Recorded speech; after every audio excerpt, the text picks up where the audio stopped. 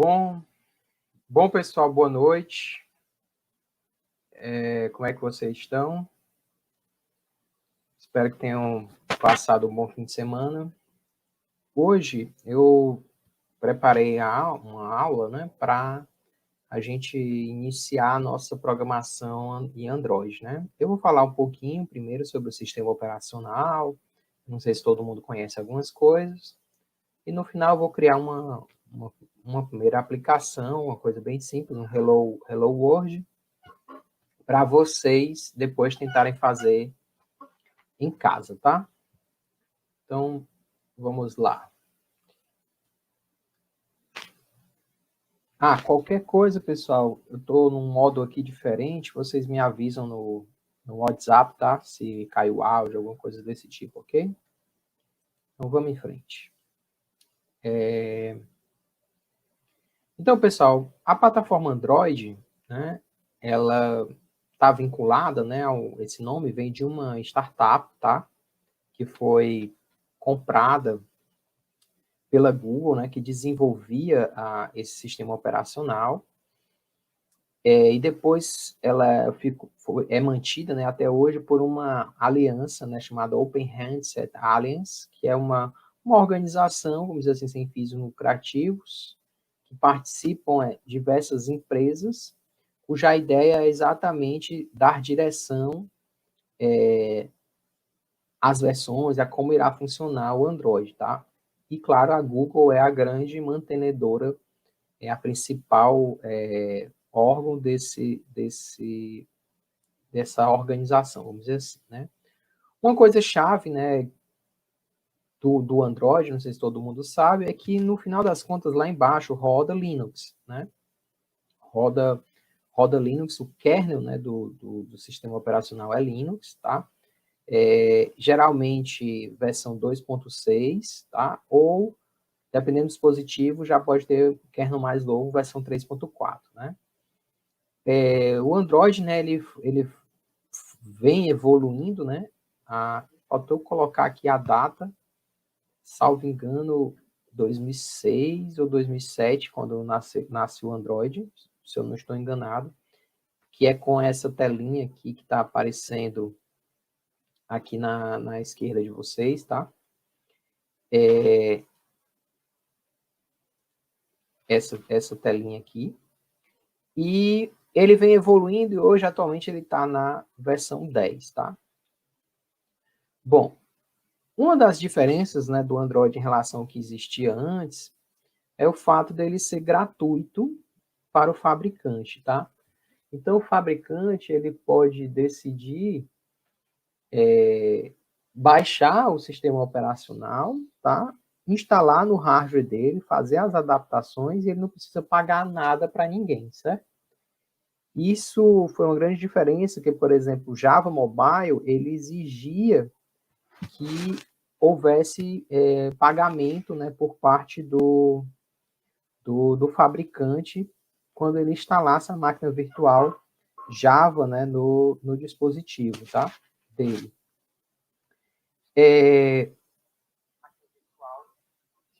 Uma coisa interessante, né, e daí o interesse da Google em ir para o mobile, que ela percebeu rapidamente com a criação do iPhone e mais outros smartphones que estavam nascendo na época, né, que as pessoas iam migrar da plataforma computador para o celular. Então, a Google vivia, principalmente dessa época, do motor de busca dela, né? E aí, uma maneira de perpetuar, vamos dizer assim, o domínio que o Google tinha na época no serviço de busca é levar esse serviço de busca para o mobile, certo? Então, a vantagem para a Google de participar desse sistema operacional é que as pessoas, quando elas baixavam o Android, elas já estavam utilizando os serviços da Google. Então, ela corria muito menos riscos, né, de ter, por exemplo, um Bing, por exemplo, como motor de busca dando certo, né? Se todo mundo usasse celular da Microsoft, teria uma grande chance de as pessoas estar utilizando Edge, ou o navegador, né, da Microsoft, o motor de busca da Microsoft. Mas como o Android virou o sistema operacional majoritário, a Google manteve esse status dela, né, tanto de motor de busca, e aí hoje de vários outros serviços que estão associados, né? Maps, as lojas de aplicativo, né? Agenda, o Google Docs, Google Classroom e Gmail, né? Todos esses serviços que a Google hoje domina, né? É dominante em vários desses mercados, em grande parte hoje se deve também ao Android, que é a porta de entrada dos usuários para eles, né? Eu procurei uns dados mais novos, que eu encontrei aqui na Google I.O., um palestrante disse que a Google chegou a 2,5 bilhões de usuários ativos, né, no ano passado, tá? Representa 74,14% do market share mundial, ou seja, você pega todos os telefones do mundo, isso é só mobile, tá, galera? 74,14% tem Android, tá? E no caso do Brasil, isso chega a 88%, né? Então, você tem uma grande massa de usuários usando Android aqui no Brasil. E tá na versão 10, que é essa aí do print, tá? Como eu falei, qualquer um pode baixar o sistema operacional, compilar e botar no seu hardware, certo? No caso, fica nesse link aí, ó, source.android.com, então você pode, como alguém aqui comentou, acho que o Pedro Façanha comentou que tem muito cacareco chinês com Android, por isso, né? Esse cara vai lá, pode baixar e adaptar. Se o hardware roda Linux, ele já tem uma grande chance de executar Android. Aí, claro, tem as bibliotecas, parte de gráfica, coisas desse tipo, que vai depender de como é que esse hardware tá, né? Mas a pessoa pode baixar e tentar compilar o Android na própria máquina, tá? Bom, características da plataforma, né? O framework de aplicação do Android, ele é, né, pessoal, para priorizar, vamos dizer assim, o reuso de componentes, tá? Já eu dou uma explicada melhor nisso, mas a ideia é de que, por exemplo, vocês, quem é usuário Android, eu acho que imagino que a maioria de vocês seja usuário Android, né? Quando você invoca um serviço, por exemplo, compartilhar uma mensagem, ele vai abrir para vocês uma série de aplicações que fazem aquilo ali. Ou, por exemplo, abrir um documento, um PDF, editar uma imagem, abrir um doc, né?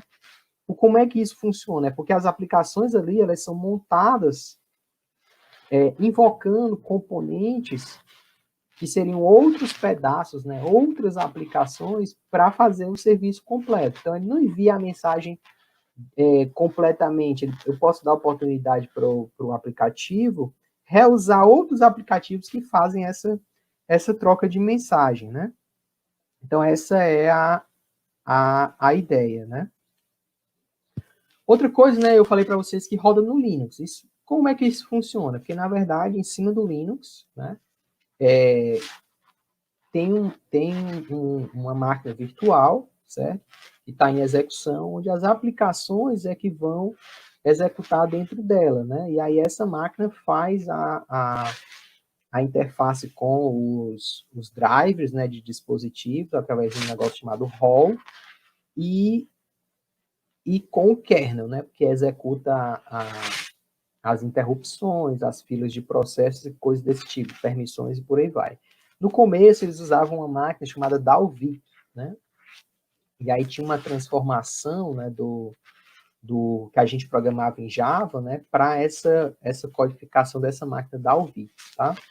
Depois, eles mesmo criaram uma máquina virtual chamada Android Runtime, né? A partir da versão do Lollipop, que, em teoria, é mais rápida, né? Para fazer essa interface entre as aplicações que vão estar sendo feitas em Java e Kotlin e o que executa nativamente, né, no sistema operacional. Então, tipo, a gente fala assim, vamos desenvolver nativo, né, mas desenvolver nativo frigir dos ovos, né, seria programar em C++ para Linux, né? E lá, no final das contas, o sistema operacional é Linux, né? É por isso que Linux é o sistema operacional que está mais difuso no mundo, por causa do Android, né?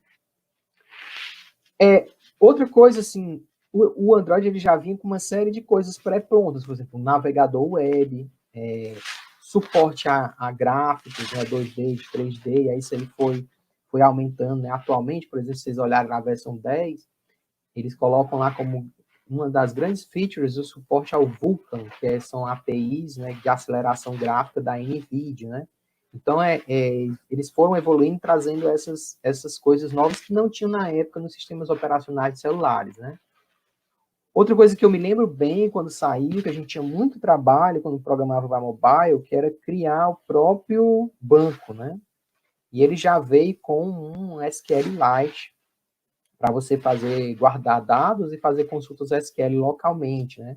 Suporte a multimídia, então áudio, vídeo, imagem. Hoje suporta vídeo 4K, arquivo do tipo RAW, né? Que é aquele arquivo das máquinas digitais de profissionais, né? Introduzir um conceito de múltiplas janelas, né? Que eu acho que já eu mostro para vocês aqui como é que funciona, que eu nem sei se todo mundo usa isso. Outra característica importante, existia muita divergências, vamos dizer assim, entre os designs, né? Em cada versão do sistema operacional mudava as cores para tentar mostrar novidade, e aí ficava um pouco bagunçado, vamos dizer assim, a cara das aplicações e do próprio sistema operacional, né? A partir do Lollipop, eles criaram vamos chamar de novo paradigma, mas é um framework de como fazer design, né? Que eles chamam de material design, né? Como fazer design digital, que é inspirado no papel, certo? Então, eles definem, por exemplo, bordas, como é que devem ser os componentes, como é que deve ser o sombreamento, para dar a ideia do que é clicável, o que não é, o que é arrastável, o que não é, certo? Inclusive, essas dicas, né, de como criar esses componentes visuais, eles hoje são utilizados para fazer aplicações web normal, não necessariamente para Android, né? O Material Design acabou virando um guia de referência mesmo para design de aplicações no geral, né? Suporte à comunicação, aqui eu destaco para vocês uma coisa chamada Wi-Fi Aware, que eu nem sei se todo mundo conhece. Acho que quem fez redes comigo, de vez em quando eu botava o pessoal apresentar isso, que é você poder se comunicar por Wi-Fi entre dispositivos sem usar uma rede infraestruturada, né? Tipo uma evolução do Wi-Fi Direct, né? Mas permite, por exemplo, multi-hop, né? Você usar dispositivos intermediários para enviar essas informações, né? Muitos sensores, como a gente já discutiu na disciplina. O suporte é um negócio chamado Google Awareness, que a gente vai ver, que já eu explico o que é.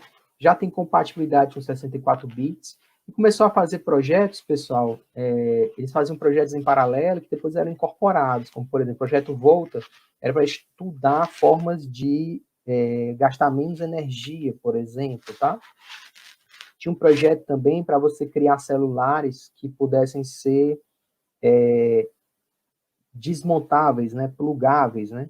Que aí foi exatamente o que aconteceu depois com vários modelos da Motorola, né, que você compra câmera fotográfica, né, o G Plus, eu acho que chama o celular, câmera, projetor e coisas desse tipo, né?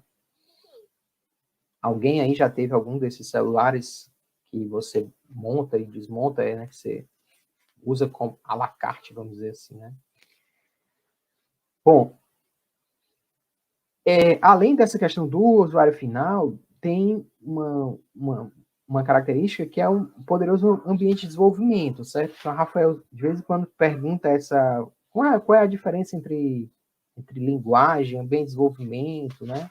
Então, aqui ainda é mais complicado, porque a palavra Android pode se referir ao sistema operacional do ponto de vista do usuário, mas pode também se referir ao sistema operacional do ponto de vista do programador através de um SDK, certo? Que é esse ambiente que permite a gente compilar, empacotar e depurar aplicações, certo?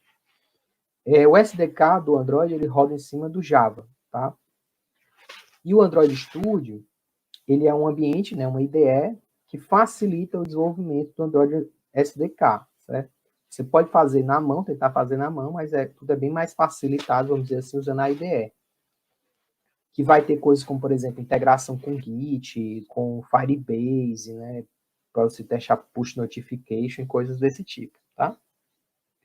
E também integração com ferramentas de teste e por aí vai, certo? Bom, a arquitetura do Android, pessoal, ela é dividida, né, vamos dizer assim, 6 partes, né? Que aqui tá, seriam as aplicações, tá? Na verdade, são 5 partes, pessoal. As aplicações, o framework de aplicação, as bibliotecas, as máquinas virtuais e o kernel, certo? Deixa eu mostrar aqui a imagem que fica melhor que vocês verem, né? Então, a gente vê, pessoal, aqui embaixo vai estar o kernel, vai ter o acesso aos drives e coisas desse tipo do dispositivo. Você vai ter aqui o rol, que vai dar abstração, essa passagem, né, entre as bibliotecas e o kernel, que vai controlar os dispositivos acessórios que estão ali, né, os sensores, por exemplo, GPS, câmera do dispositivo. Em cima você vai ter uma série de bibliotecas, né, como, por exemplo, o WebKit, que é onde roda tanto o browser, como a gente falou várias vezes lá das ferramentas cross-platform, né, que usam o WebView, né. A WebView, muitas vezes, ela está incorporando dentro de uma tela o WebKit lá e abrindo uma página HTML, né. E depois a gente vai ter o framework de aplicações, que são, na verdade, as APIs que a gente utiliza, que rodam aqui em cima da máquina virtual. E as aplicações que a gente faz, elas estão rodando lá em cima. E no caso do Android, ele já vem com uma série de aplicações pré-prontas, a maioria com coisas integradas ao Google, né? Google Assistente, Gmail, mapas e por aí vai,